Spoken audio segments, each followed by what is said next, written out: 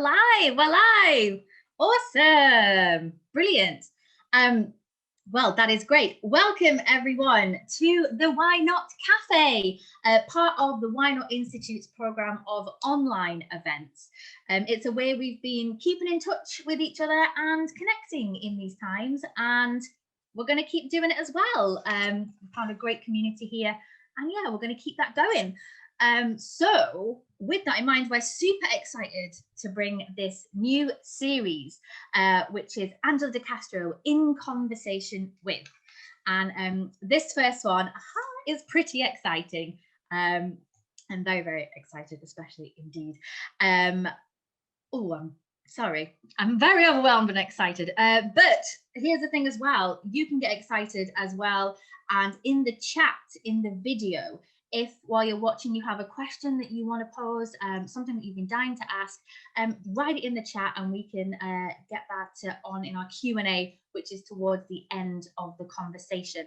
Also, while you're there, just say hi and let us know where you're zooming in from. Let's see whereabouts you are sitting with a cafe, and if you want to get yourself a beverage and come sit and join us, do that as well. It's all very casual and cafe here. But without further ado, I am going to introduce to you three amazing women clowns and fools. I would like you to put your hands together virtually for Angela de Castro, Franki Anderson, and Holly Stoppit. Welcome. Lovely to see you all. Really, really great. So excited that you're here as well. I'm part of the first ever In Conversation With. That is it's a bit of something. So I will be here in the chat as well, guys. So let us know and say hi if there's anything you want to say. But first off, just to get started, I think we'd all like to know where you all met each other. Yeah, I would like, yeah, where did this journey start between you three? Good evening. In this sunny summer evening. Well, I can kick start because these two people here, Franki and Holly, are very special to me, and that's why I chose them to be with me tonight. You know, on this first ever cafe in conversation with. I met Franki first before I met Holly. And that was a very magical moment for me because I was in London by accident, just visiting a friend of mine. And she knew how much I was looking for clowning. And for years I was looking in Brazil for to become a clown and to study clown and to research. And when I arrived here in London, that was September 1986. And this my friend, which I come to visit just for a week before I go back to Brazil, she said, oh, there is, you know, this clowning thing you keep talking about, there is this course that's going to start at the City Lit School. Why don't you stay to do this? You always wanted to do. Why don't you do this? And I said, oh, you crazy. You absolutely lolly. I don't speak English. I'm illegal. I don't have any money. I just come for a week. I have to go to Brazil. What about my car, my cat, my house, my company? And so, and she said, well, when you going to have another chance? And I said, well, that's a good question, because I've been looking for such a long time. So I called my business partner in Brazil, and he said, oh, stay. And that's how I stay. And I said, and the whole story was very weird, because we went, I didn't speak a word of English, nothing. And then I went to, my friend and I went to the City Lit to do the enrollment for this course. And arrived there was huge queue and everything. I took my CV and everything, didn't know. No? Arrived there was before computers and everything. And there was this huge hall with all these desks with people enrolling for all sorts of things. We went there, and my friend said to to this person and said, oh, she wants to do this course. And the guy said to my friend, it's a three-way conversation, right? The guy said to my friend, oh, this course is full. When he said to me, oh, this, my friend said, oh, it's full, translate. I have what we call a 25 minutes, and I get up and said, oh, no.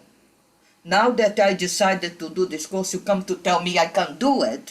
Ah, no, do you know how long it takes me to make this decision? Do you know who I am?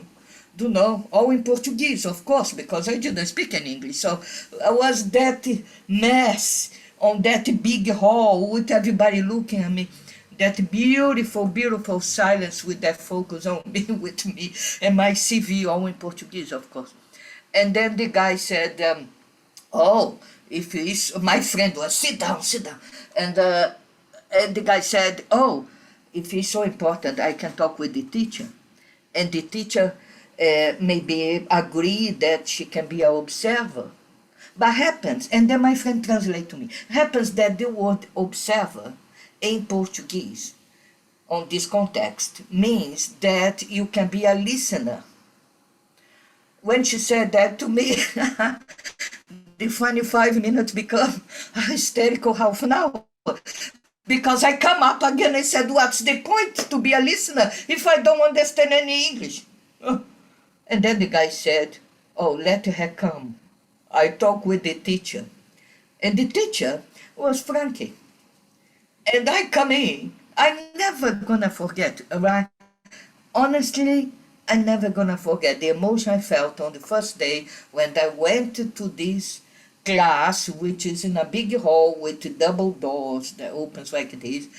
Off I went, open, not knowing what I was going to get, but I was so happy. I so realized a dream, and come in, and there was all these eyes of all these people waiting to the course for the course to start, and everybody with shining eyes, that kind of eyes of wonderment. And that's how I met my family, really. And I wasn't any odd. And there comes the teacher, which was Franki, who spoke Spanish, which was very help me. And she also worked with a Brazilian friend of mine. So I was at home.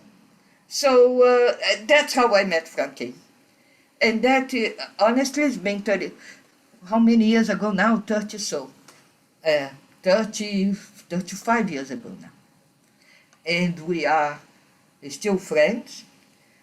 I owe her everything, everything. Without her, I wouldn't be here. So that's how I met her. And then I met Holly when she was a kid, because I met her father, who is a great guy, who ran a circus, a company called Art Play Umbrella that used to book everybody in the summer. Everyone he booked. And we done shows with him. And he had lots of kids, and Holly was one of them. And then I met Holly then, which again was 30 years ago. Wasn't it, girls? Yeah. That was me. That's my memory. What about you, Franki? What's your memories of that situation then? It'd be interesting to see your thoughts on... I remember the double doors opening and this were coming through that didn't speak any English. And that's the first moment of, oh, fuck. And then realizing that I had sort of some language to go with it, and that I'd worked with Breno. Is that who you're talking about? Yeah, Breno Moroni. Yeah. Yeah, I did a show with Breno, who was also Brazilian. So I did have some experience of working with Brazilian people, but it's amazing how I can still, like a photograph, I can see those doors opening and De Castro coming through. It was such an image for me, really brilliant. And then that started a journey, really, didn't it? Yeah, it was. And again, there was something very interesting on that course. Because then I stayed to do the advanced, come back, stay. And there was this thing about I always had on my mind that the clowns, the low status clowns are the most loved. And I always play very low, one to low. And then there was once that we are doing an improv, me and somebody doing an improv, and then Frank come to me and said, Castro, you are high status. And I said, no, Frankie, no. I'm in low state. No, De Castro, you're high state. No, no, no, Frankie, I'm low state. I know. Look, the other. I know. I am a low state. And there was that kind of thing, low state, high state, low state, high state. Look, Frankie, I'm high state. I'm low status. And that's how I discovered that I was high status. So it was kind of like that. Like So the it's most a Castro moment ever. I'm like, yeah, okay, I can relate to that. I love it. But what about Frank and Holly? Where did you two meet each other? Well, I knew Holly's father, and actually Holly grew up very near to where my mother lived, which was in Canton in Cardiff, and I remember going round to Holly's father's house, and this young whippersnapper that I knew was a bit special was very, very present. Was I showing off? Was I making you watch my show? I wouldn't say that it was to watch your show. It wasn't a formal show, but it was. You wanted attention. Okay, there were always shows, but I don't remember a lot of this, but people tell me about the shows. There were always shows. I would just accost whoever was walking past the house to come and watch the show. And I made my poor little brother Jack. I used to make him dress up as all what he was in the shows whether he liked it or not. There were always shows. That's so much. I can remember them, but they happened. Just to let everyone know, quick out, we've got Robin is here from from Online Clown Academy. We've got Becky from Bristol. We've got people from everywhere: Liverpool, Bangalore, Sweden, Canada. So there's lots of people from everywhere tuning in. So just to give you a heads up for that.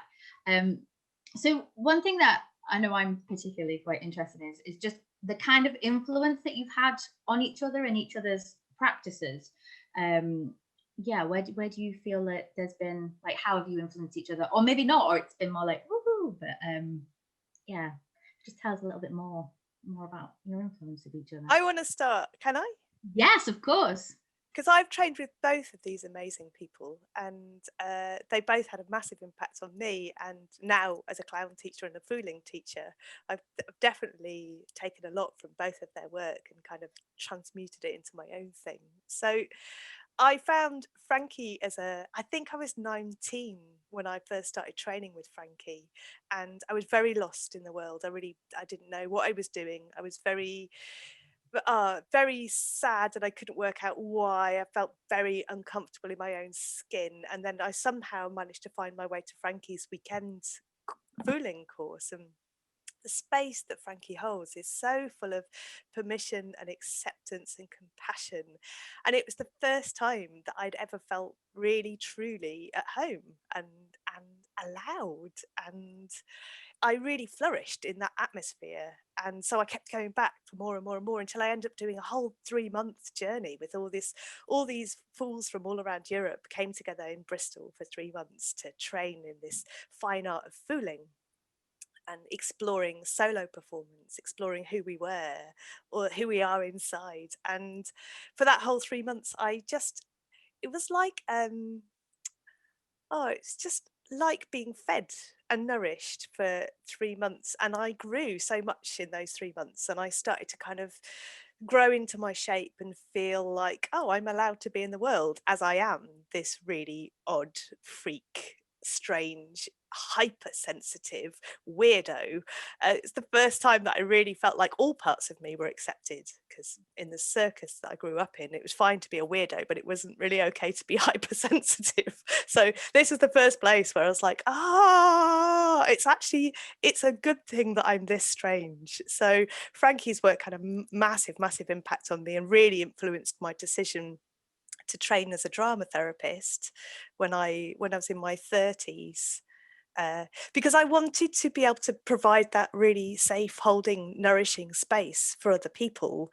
And so I went and studied a master's. And during that master's, I went to train with De Castro. I did a week in my final year of my master's, I went and did the How to Be a Stupid course because I wanted to be inspired. My dissertation was about clowning and therapy, and I wanted to put myself in somebody else's environment and soak it up. And from De Castro, I learned how to slow down.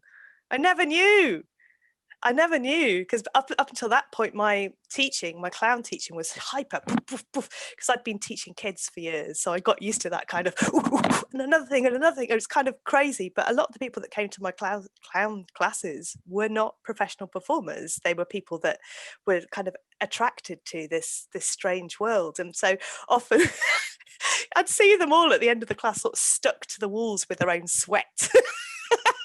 Because I'd really gone for it. So I went to De Castro's week-long workshop, and De Castro, your pace was just so slow and spacious, and there was space around the exercises, and we did the exercises for a long time to really get into them, to really understand them, to really feel from the inside. And I came out of it going, oh, I need to strip out 2/3 of my content.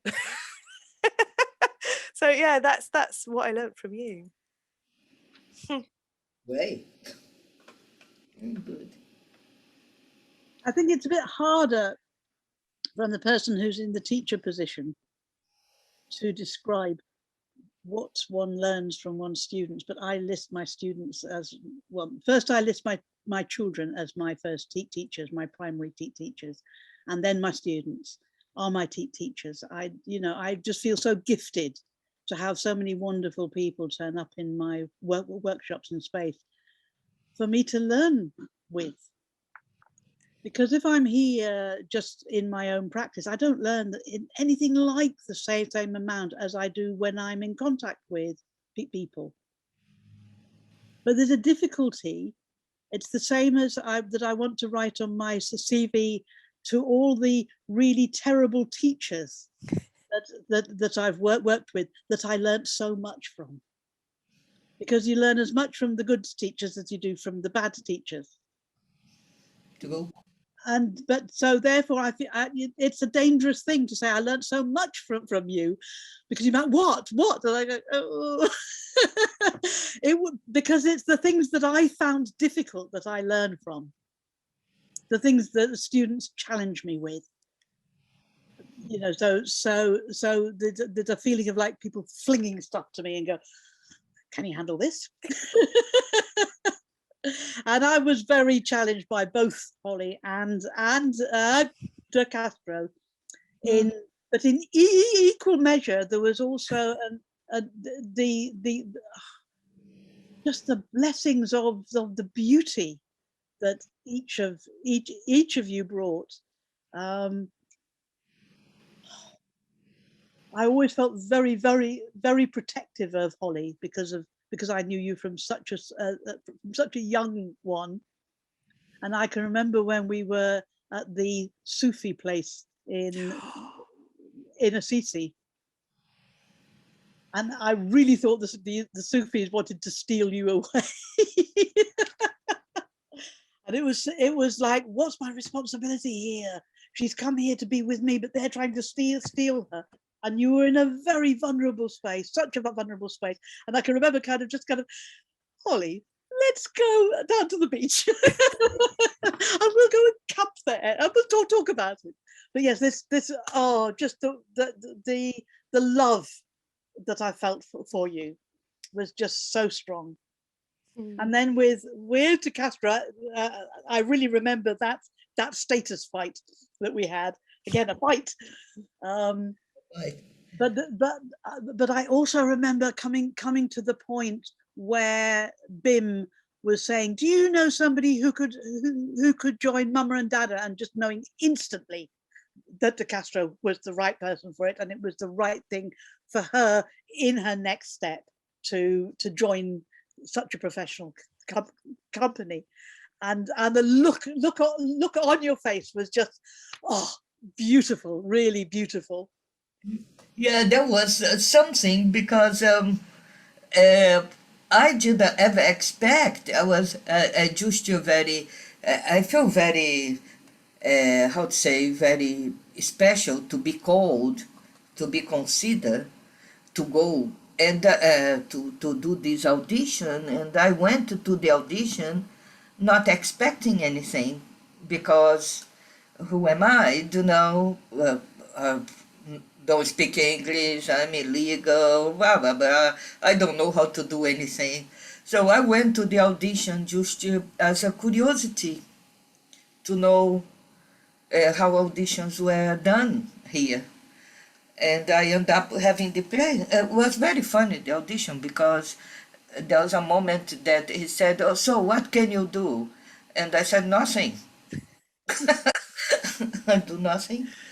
And in the end, I got the part, and that's how I stay here. And you know, but I do remember that Hey on Why, the Clowns Convention in Hey on Why, in '87, when I was going to go back to Brazil because our course has finished, and I was going to go back, and then there was the guy Pee Wee. They said, no, De Castro, we have to go to the Clowns Convention. That will gonna be your send-off party. Off I went to this clown convention with Pee Wee on this library bus. And remember the police stopped us, and I was sleeping on there. And the police said, hey, who is that? And Pee Wee said, oh, nobody, it's just a Brazilian. And then we did that improvisation course. Your workshop was an improv. And I was a director of a 007 film. Remember that? That was so funny. And after that I got this call to go and do this audition. But I think what you're saying about learning with your students, and how much these students put you in a shit and kind of challenge you, it's true. It is pretty true, I think, because you put me in a shit when you said to me, call me to be your assistant. You remember that? You said, I have a 2 weeks workshop to run. I can only be here Monday and Friday. And you do the middle week. And I said, who am I to know? I'm nobody. How can I teach clowning? I just start. And you said, no, you can. I said, no, I can't. You can, no, can, no, can. It was the same kind of discussion. I don't know if you remember. And I started doing it. And then I realized how much we learn in teaching. We learn a lot because you kind of basically use everybody as guinea pigs, isn't it, for your own research. We throw it and see what's happened there. That's the truth. And you come and say, oh God, that is it, that's amazing, blah, blah, blah. So I started teaching because of you. And also I started learning that I learn. It's not that I start teaching. I learn that to pass it on, to teach is a way of learning. There are two ways. And therefore, we can't put ourselves in a higher position. You have to put ourselves in the same level because everybody knows something. You know, we know different things. So we can't assume that we know more. Maybe we have more mileage, but that's all, you know. So I remember, there is something I remember, a student put you in a shit, is that I went to teach in this university and this guy said, okay, you keep telling us not to act, not to act. So what's the difference between act and clown? And I was saved by the bell because the bell went and I said, next time I tell you. And then I went back home and I called Golier, I called Philippe, and I said, Philippe, how am I going to say this? And he said, think, De Castro, think, and put the phone down. And then I called Franki. who was cooking and said, I'm cooking, what do you want? I said, what's the difference between blah, blah, blah? Said, oh, that's very easy. Think. But then she said, it's very easy. You know, just think. It was a different thing. Okay, the way she said think. And she said, actors are clever, clowns are stupid. And then I said, that's it. So I arrived there on the next time, on the next class, full of gusto, and said, that's it. And then you saved my skin, you know. So that was nice. That was Did he, nice. was he there? The person that asked you the question, did he turn up to hear the answer? He did. And the funny thing was in a university, the Royal Holloway New College, and this course was a course with everybody, so writers, directors, technicians, actors, all in the same class. And years later, this asshole that asked me this question wrote a part in a big play for me many years later. And I said, oh, Joshua can play this. And I went to Scotland to do it, this play. Wow. So you see, it's funny, you know, people, it's funny. I was wondering whether you'd had a similar phenomenon.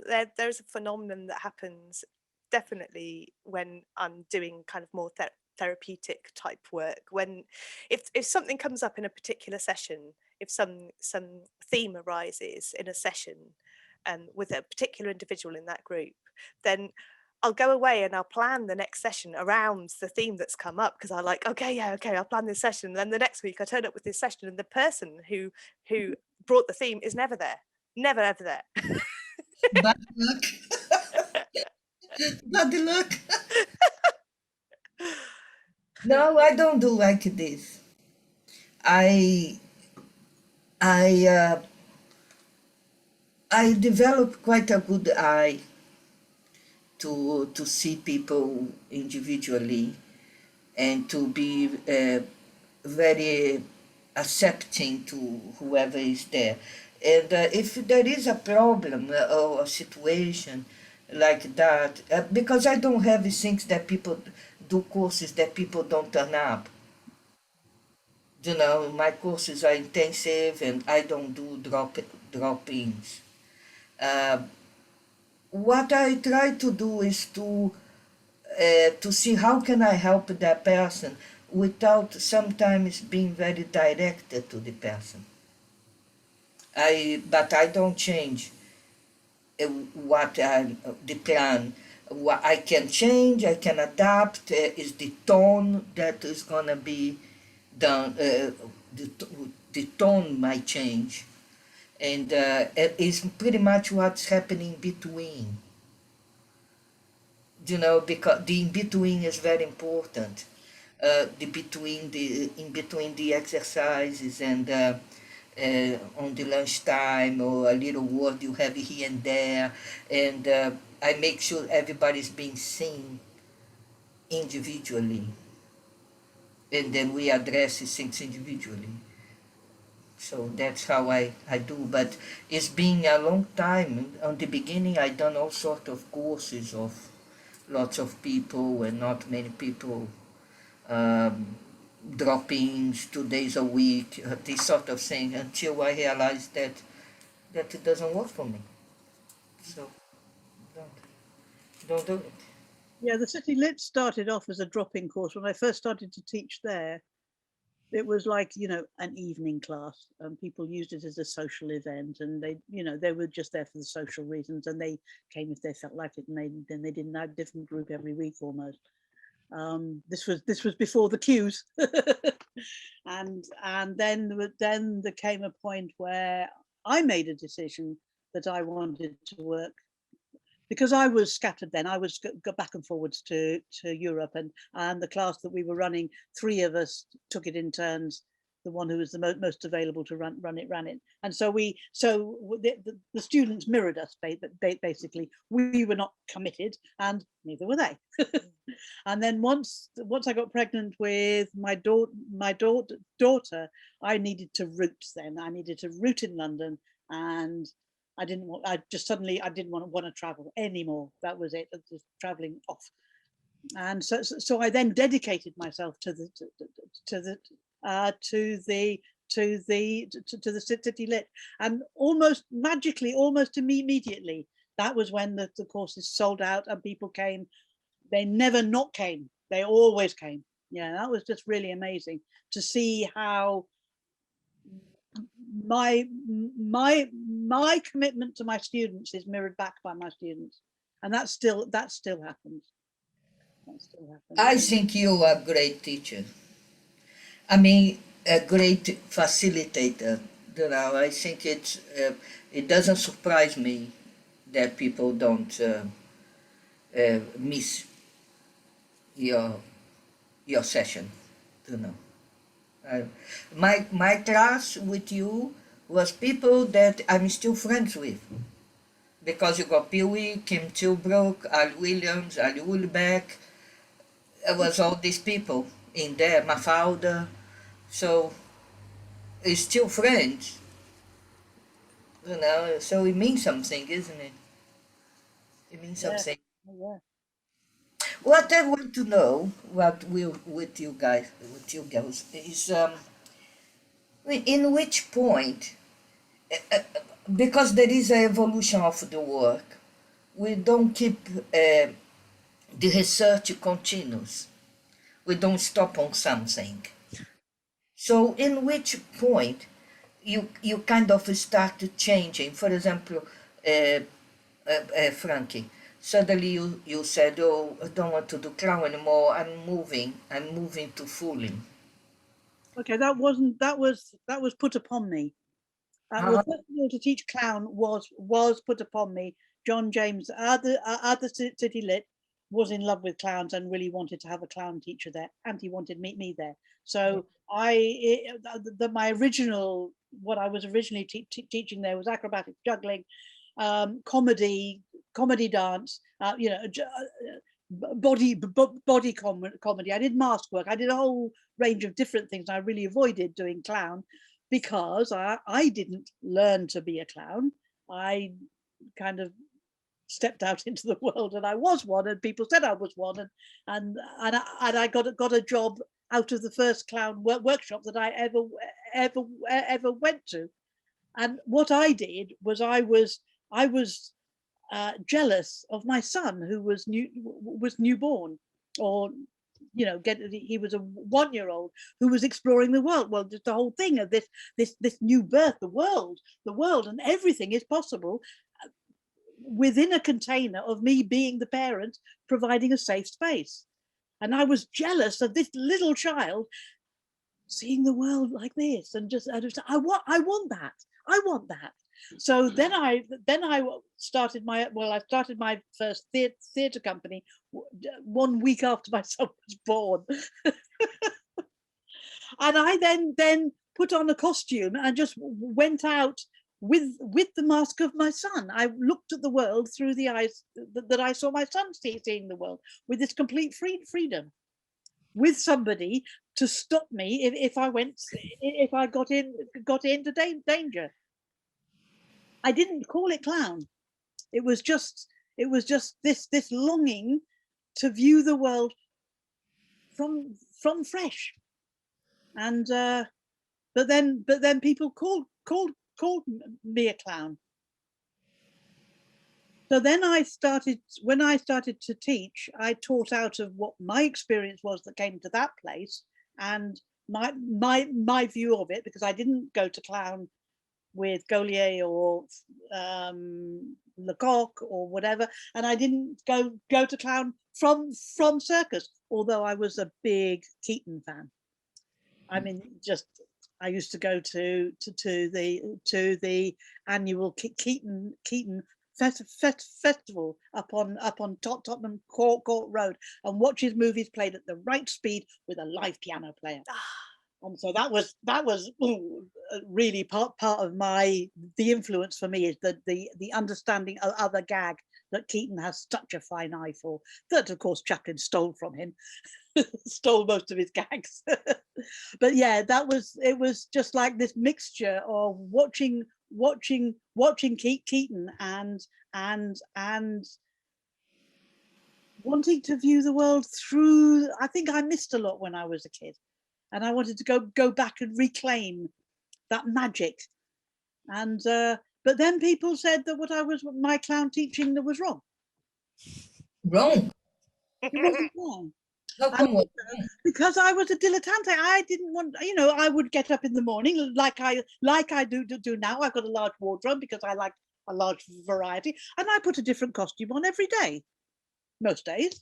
And I had the same with my makeup, and I had my clown also put on a different costume every day. What do I feel for today? And then people said, no, you have to have a clown that you can put on a face on an egg in a church. And it was just, I just kept, it's not what I'm doing. It's not what I'm doing. But audiences are calling me clown, but the clowns are saying, you're not a proper clown. So I went, okay, I need another word. And so I went through the thesaurus and I came up with, nobody's using fool. So I started to use fool, and then nobody said, you're not a proper fool. So that worked until other people started to use fool and blah blah, and so now I do get people saying, well, what's the difference between your kind of fooling and other people's fooling? Oh, for fuck's sake. Yeah, but your course, what I remember of your course was maybe not for you, but for me, was quite well structured. Every time was quite well structured. I have it written down. Everything, exercises and the progression of it was very well sorted out. But I was being a teacher then, Yeah. rather than a facilitator, and I would call myself more of a facilitator now, because if I'm going to teach, then I step into the teaching mode and go, okay, now we're going to learn something. So it's teachers. But there was a moment that you got enough. You had enough, and you just said, okay, I'm just gonna do fooling. Remember that? Yeah, that was when I left full time, because I branched out and I did everything when we started full time, because we didn't have any money, so we didn't have any teachers, and so I taught everything, trapeze, everything with juggling, blah, blah, because I was a dilettante, that I could do it all on a basic level, and I was an expert at none. So I would prepare the students, and then I would bring Sue Broadway in, or some different BIM or whatever, to come and do the master classes. That was the way we started, and I didn't get paid for the first year or more. So gradually I was then handing over, as the money was coming in, that I handed over the skills to different skilled people that I didn't want, and what I kept was movement and fooling. And so when I left, it was like, that's what I'm concentrating on now. And I think that the difference for me between fool and clown is that the clown wants to be loved and will do anything to be loved, whereas the fool wants to be themselves, even if it means that everybody goes, you're crazy. Yeah, that's a good way to put it. I differentiate them. I love that.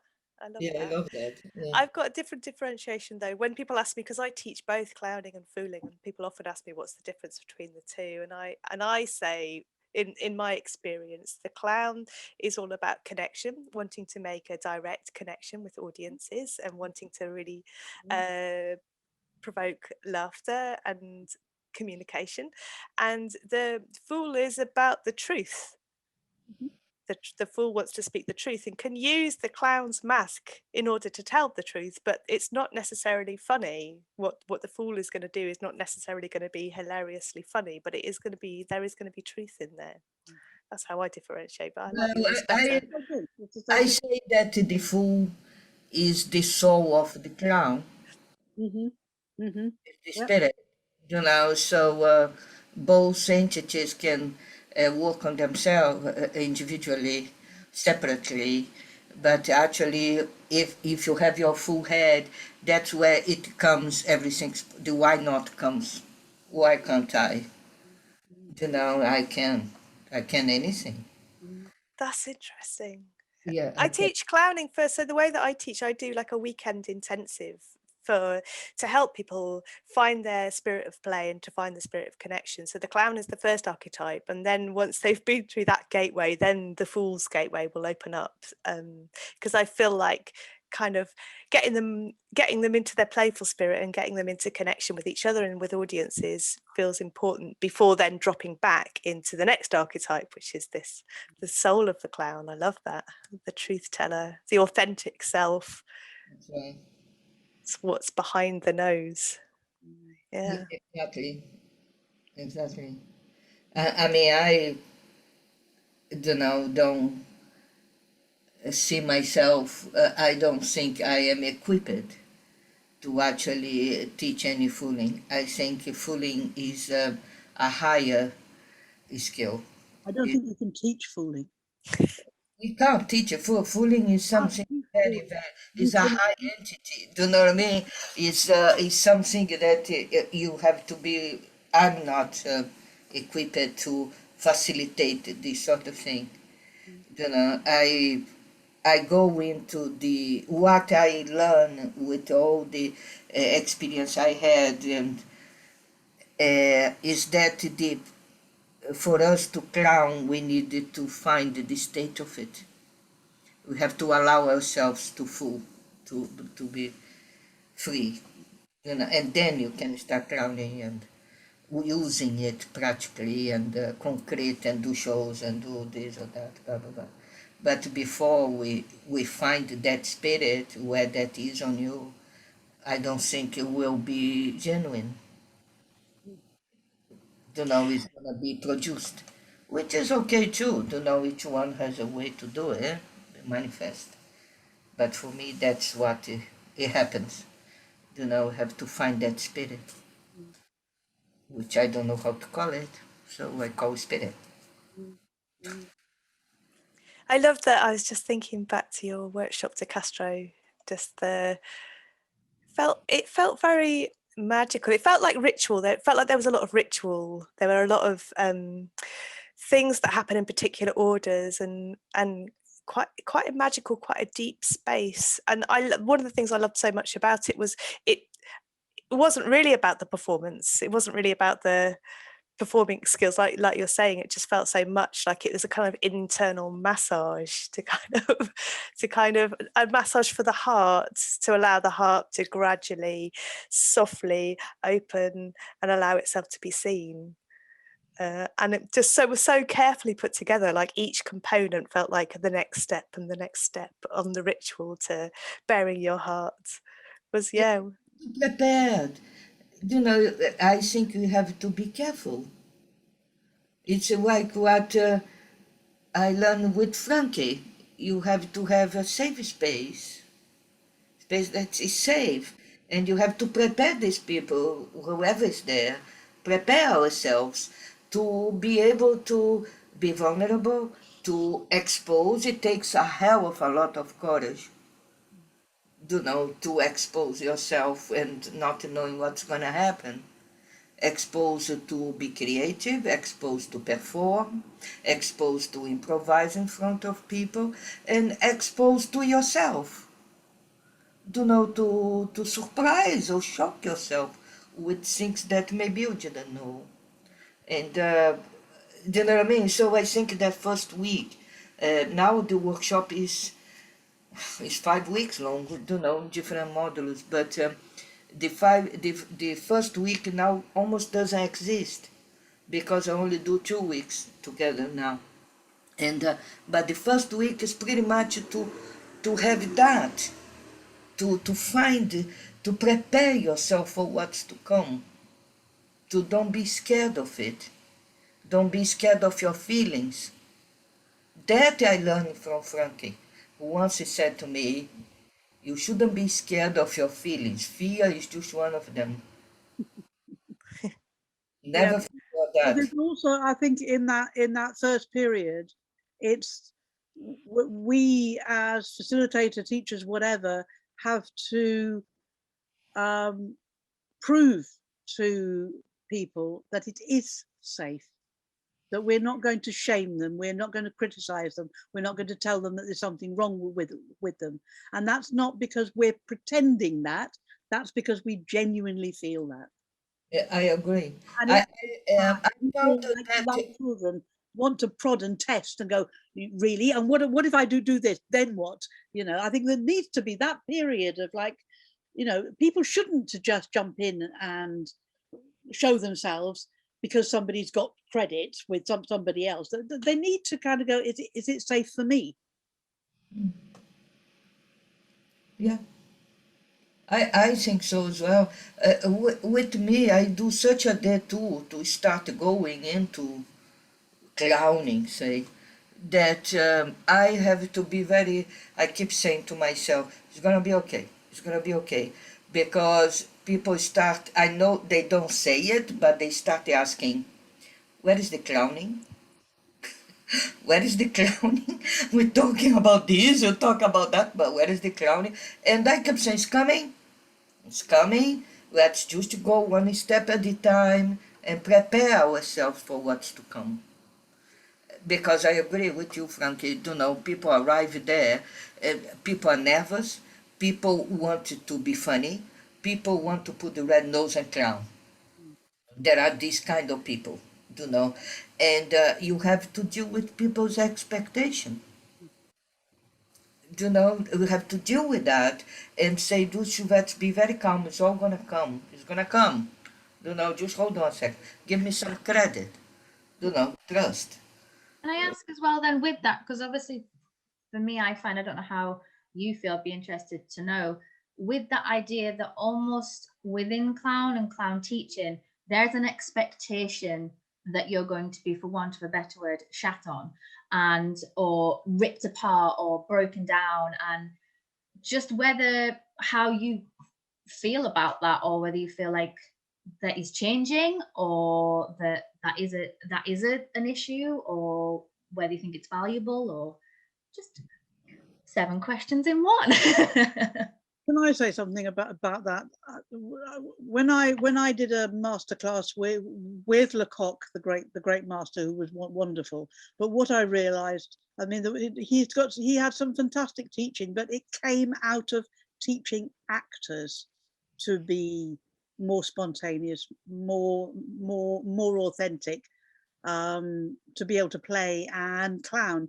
And the people that I work with tend to be sensitives. They're not actors with a whole load of armor on them. They are already sensitives who are like, you know, is the world going to accept me? So for me, when I stepped into that methodology with my sensitive vulnerability, it didn't work for me at all. I just shriveled. And I knew that I was a good clown because audiences laughed at me or with me. It was like for me, being a clown was not a problem. I just had to step into my child mask and that's it, I'm there, you know. Whereas what these teachers were doing, it was just, it's like the whole of the inside of me collapsed because I didn't have any armor. And so to slap somebody who's already raw doesn't work. But when I see people who are heavily armored and it's like my gentle ways are not working, I kind of go, oh, go and work with one of those teachers because I don't want to be hitting people's armor. It's, you know, and I can validate those methods for people. You know, if you've been in the army, then you're well. And actually, people who've been in the army type of people hate me hate me with a vengeance because I am so scary for them. Far more than I would hate Lecoq or Gaulier, whatever, for banging on the armor that isn't there. So that's I think that there is a place. I was very much in love with Japanese theatre for a long time, seeing it as like the opposite side of the planet to us, and yet a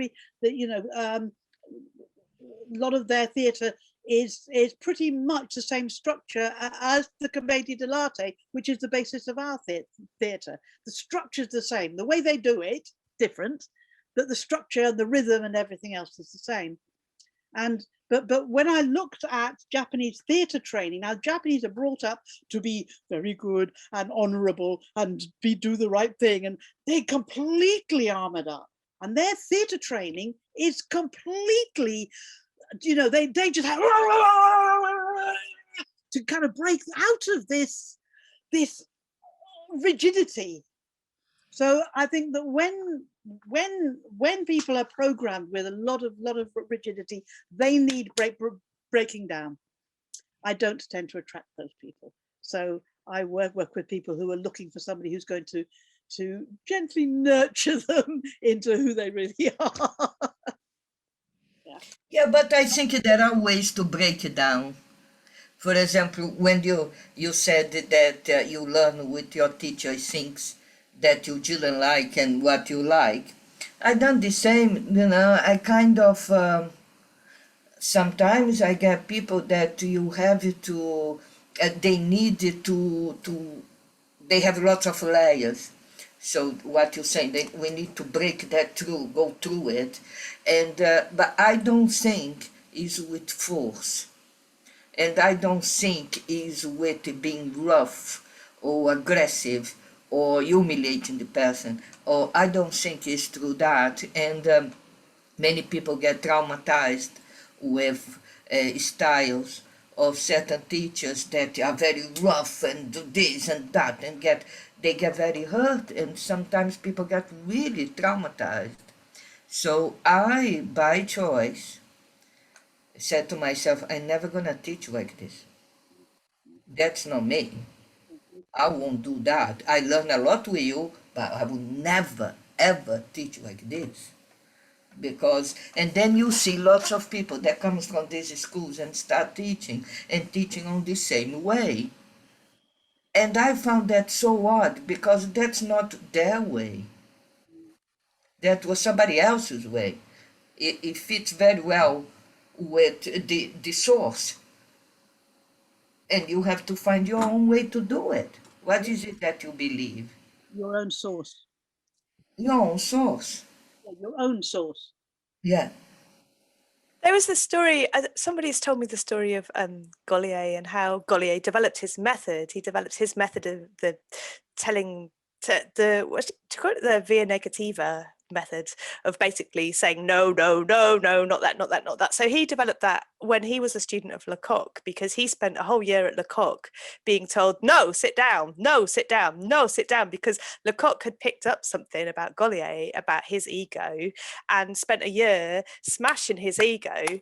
And somewhere in that smashing, he found this, he found his power, he found his clown, he found something beautiful. And so that's the method that he uses on his students now. And I think I agree. I think for some people it does really work. If you've been to boarding school, if you from an army family, if you're from a very rigid culture, then that can work. But yeah, also it never worked for me. And when you talk there, De Castro, about people being traumatized by clown training, I have been traumatized many times by many clown teachers who have given me the embodied experience of, I don't want to ever do it like that.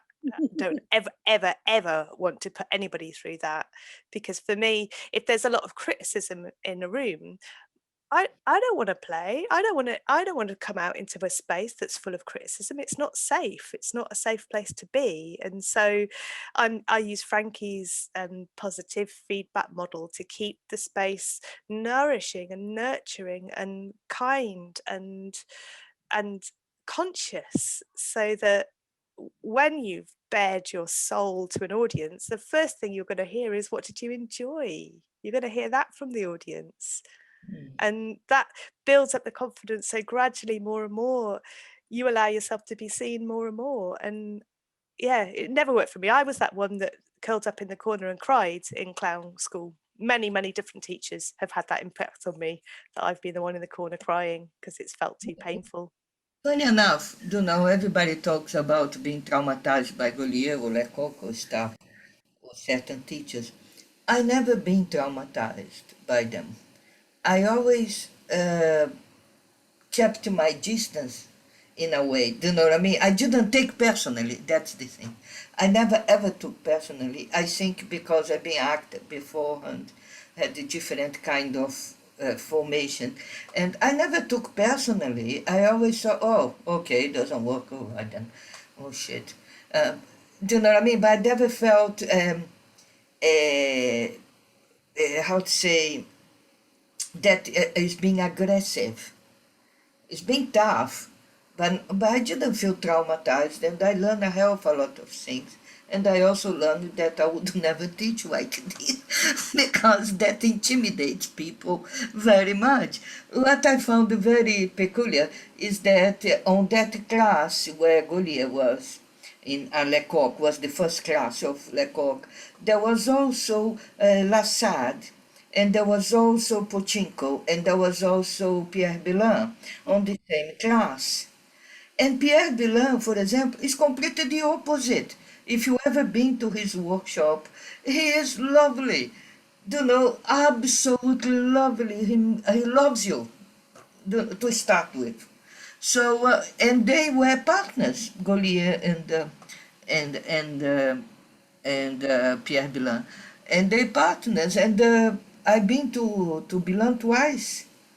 You know, is wonderful. And Pochinko I haven't met, but his style is completely different. I also done work with Lassade, who is also very gentle. So I think traumatized was Golier. I've taken everyone so personally, so very personally. No, but there are. I think that's a really interesting and spot on way to sort of describe all that. I'm like, hard relate to a lot of those situations.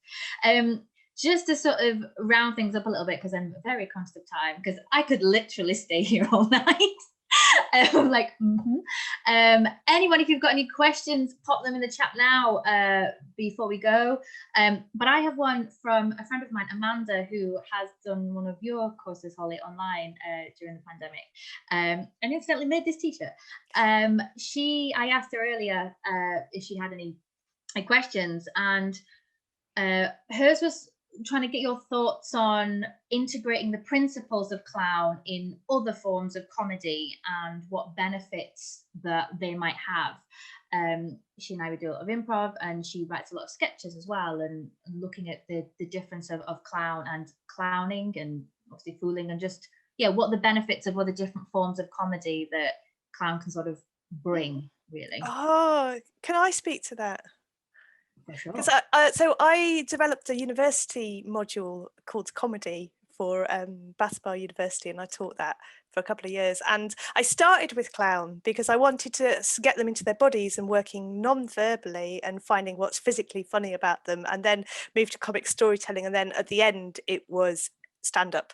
And I found that doing it in that order, they were very physical in their stand-up, they were very surreal in their stand-up, they were very risky with their audience connection, and were able to leave very wide open pauses to let the audience have their reaction, and then they were responding to those reactions, and they were brave, really super brave as stand-ups, and the material was bonkers, really because they'd come at it from the clown mindset, they'd come at it from this wide open eyes of a child mindset. And so they allowed themselves to go off on little tangents more because they felt like they had the confidence to do that because they'd learnt that through the clowning. I think that speaks to as well you creating that environment, Holly, of wanting it to be a safe space and to gradually nurture people, as opposed to being like, here's a microphone, tell some jokes. It's sort of like that, you can't just drop that in, and it's like, here's a way you can develop yourself to bring that to your stand-up. So yeah, I think that's like a credit to the spaces that you create as well, for sure. Any more thoughts on that one? There doesn't have to be. No. That was for me. That was for me. Yeah. Amazing. Well, again, just because I am aware of time, I guess.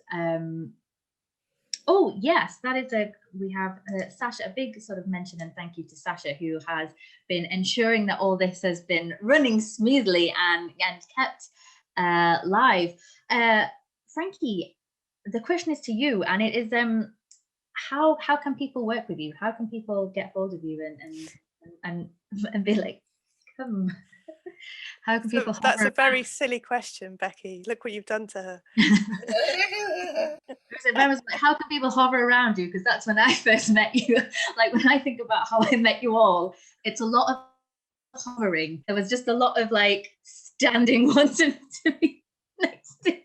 It was very strange, but yeah. So how can people do that? But pay you to do it and be taught things. At the moment, I'm refusing to comply with modern regulations. I wouldn't be being authentic if I did. So it's kind of limiting in terms of that I'm not going to travel anywhere. I'm not going to go. Yeah, I'm perfectly happy to stay here. And I'm also not wanting to organize anything. I'm fucking fed up of organizing.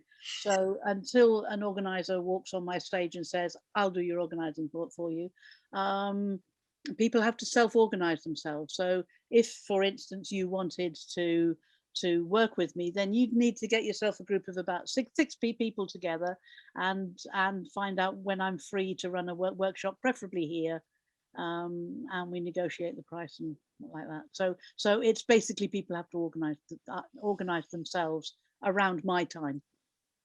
I like it, and we've put your website link in the chat as well. So I don't do anything with my website. But if people want to get in touch, if they get themselves organized, that's where they can find a way to contact. How they can get in touch with you? That is the thing, because you might get an organizer that wants to get in touch with you. If you are organized, you know where to go. Would you like us to people write to us? That I've advertised before in places like the Spark in Bristol and whatever, and I end up having to pull the advert because I don't like saying no to people. I hate saying no to people. So when I get so much work coming that I have to start filtering and saying no to people, I don't like it. So I stop putting myself out there. I don't want, if people find me and they ask to organize something and it sounds exciting for me, then we can negotiate. I love that. Be organized and exciting. They're the two things. I am very busy, just living. I'm living my life and doing my own things. So I don't actually need work at the moment. So I'm not looking for work.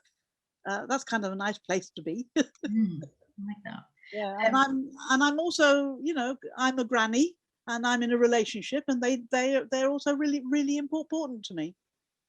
And we've got space here that needs care and tending, and so yeah, it's I don't want to be distracted from what's real. But I'm very happy to work with people who want to come here, as long as there is no need to safeguard around fear. I won't work with people who are already in fear, basically. I refuse to be afraid of what's going on at the moment. I think it's a fantastic transition, and I'm interested in working with people who want to create a beautiful new future. Holly, we've put the Facebook group for the Online Academy in the chat as well, and your website as well. Is that the best place to find you? Yeah, website's got my contact details on that. While we're making wishes, Frankie, I like the wishes that you've just sent there. I'd like to run a retreat, but I don't want to organise it. How about that? If you need a teacher on your retreats, I'll do that. But I don't want to organise it. The organizations kills it, because we have this whole thing to give, or the experience to be shared. But the nitty-gritty of organizing, when you get to do it, you're already knackered, unless you take in the organization as a pleasant thing to do. So it is hard. We are now doing organizing the summer school. We're trying to do in person. I really want to do it because I really miss the space that we create during these workshops. For me, is a wonderful space to be in. So we're trying to do this in person in August. And everybody says, but you take so long to admin, because I like to do step by step. I like people to request an application form, because as soon you request, I get to know their name, their person, and then my relationship with the person starts when you ask an application, and then I feel so good that you want to work with me. So I say, oh God, great. So all the emails you get from us, from the team, is always very friendly, very kind, very caring. And this is a long process, because you ask for the application, I send the application, you send the application back, I send the email saying that I received the application, thank you very much, and then I then I send another email saying you got the place, and then you make a payment, and then you send, oh, I make a payment, oh, very good. So it's a lot of back and forth, but my relationship with the participant starts when you ask an application, and that for me gives me great pleasure. So it's a lot of work, and it's a pain in the ass, but is present at the same time is the contact that I start having with that person that want to work with me, who are simple clown that only wants to pass on. Do you know what I mean? So there's no big deal about it, and I love to be with people and to talk with people.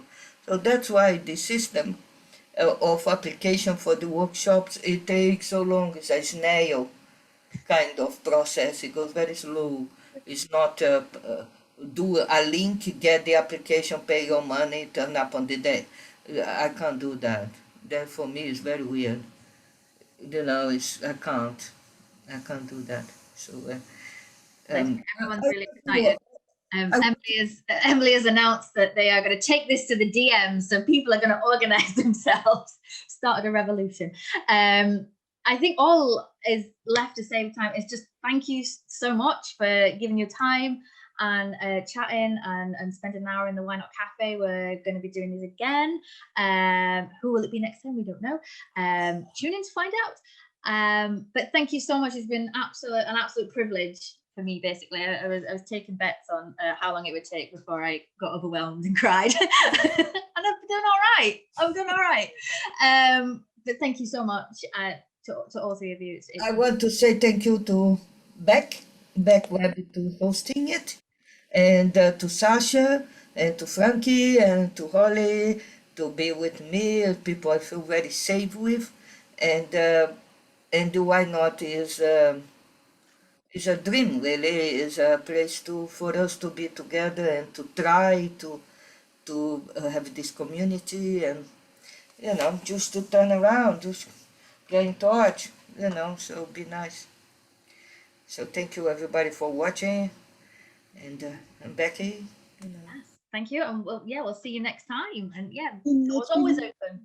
It's been really lovely to be in this space with you. I keep forgetting that there's a whole lot of people out there watching. Hello, lots of people, but it's just felt really an intimate chat with you, and it's been lovely. It's been really lovely, because I don't think that I've really met Holly and De Castro together.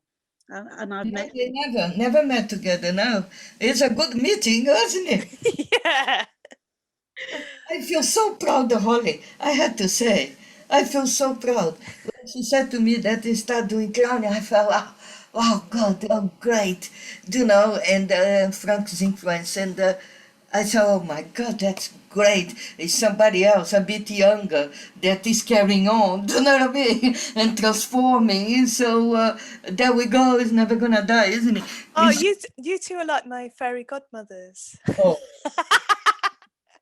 My clown and fool fairy godmothers. Well, for me, Frankie is everything, It's funny that whenever I felt lost, first person I call is Frankie. I'm lost. Okay. And she's so patient with me all these years. Oh, blimey. Well, thanks so much, and we will say goodbye to the people out there. Thank you for tuning in, and we'll see you soon. And I'll probably do like an awkward children's TV show wave now as we say goodbye. Bye. Thank you everyone for watching.